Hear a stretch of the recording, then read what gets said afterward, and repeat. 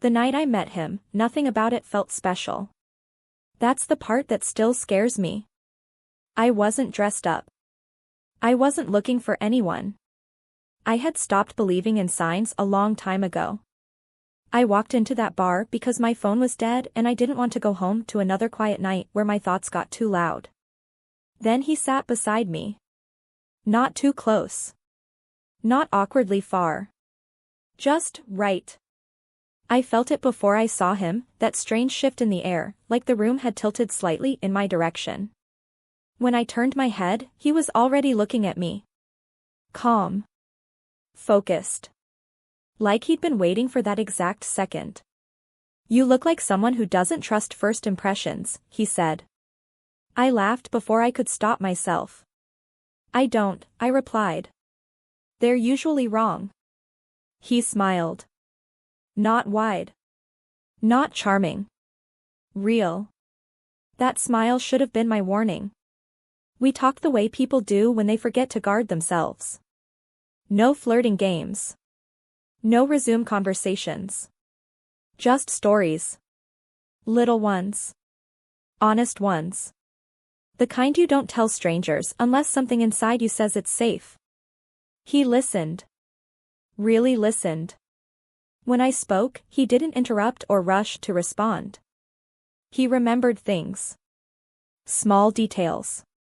It felt intimate in a way I wasn't prepared for. By the time I checked the clock, 2 hours were gone. When we stood to leave, I realized my chest felt tight, not with fear, but with something dangerously close to hope. Outside, the air was cool. Quiet. He walked me to my car, hands in his jacket pockets, shoulders relaxed like he had nowhere else to be. I'm glad you came in tonight, he said. So was I. And that terrified me. We exchanged numbers. No dramatic goodbye, just a soft moment that lingered longer than it should have. As I drove away, my hands were shaking on the steering wheel. I remember thinking one clear, uninvited thought. This man could change everything. Or destroy it. The days after blurred together. Texts turned into calls. Calls turned into plans. Every conversation felt effortless, like we were picking up a story already in progress. By the third date, I trusted him. By the fourth, I was falling. By the fifth, I was already too deep to see clearly. He never pushed. Never rushed. Never promised anything. And somehow, that made it worse. I filled in the blanks myself. I imagined a future before I ever asked about his past. That's on me. The first crack appeared 2 weeks later. We were in his kitchen, laughing about something stupid, when his phone lit up on the counter. He glanced at the screen and went still. Just for a second, but I saw it. The shift. The tightening of his jaw. I need to take this, he said quietly. He stepped outside. Closed the door behind him. I didn't mean to listen. I swear I didn't. But the walls were thin, and his voice dropped so low it made my stomach twist. No, not now. I told you I was done. Don't call me again. Silence. When he came back inside, he smiled like nothing had happened.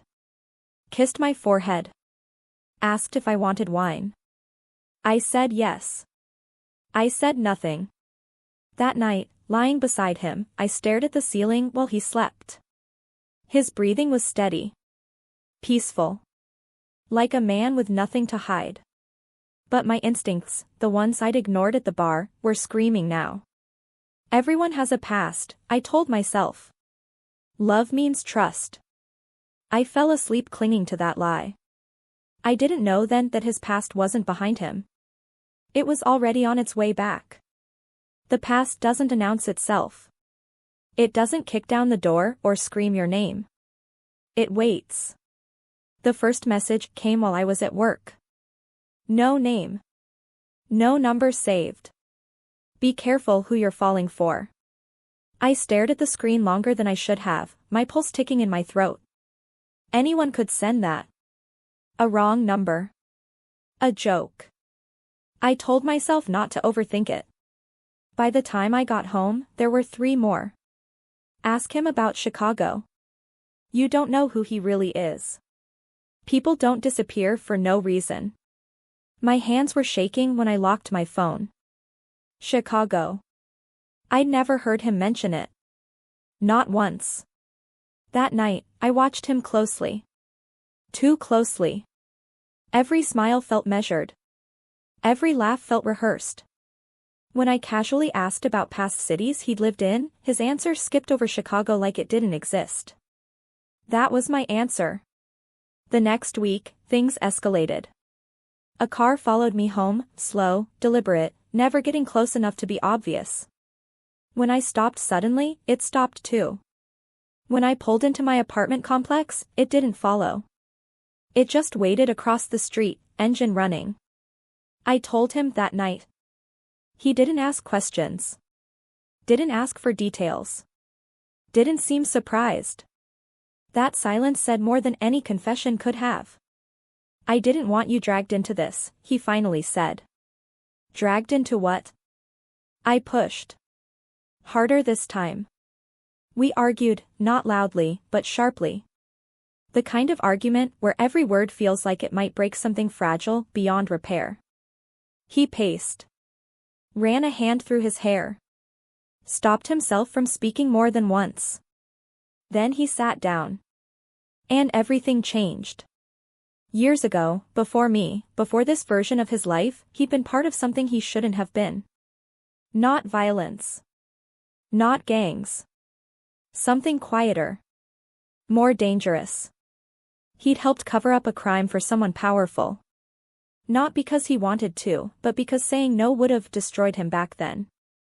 And when he finally walked away, he didn't just leave a job. He left a target. I changed my name, he said. Changed cities. I did everything right after that. I believed him. But the people he crossed didn't forget. The texts weren't random warnings. They were reminders. Pressure. A message that he was still within reach. And now, he added quietly, they know about you. That's when fear stopped being theoretical. The next day, someone left an envelope on my windshield.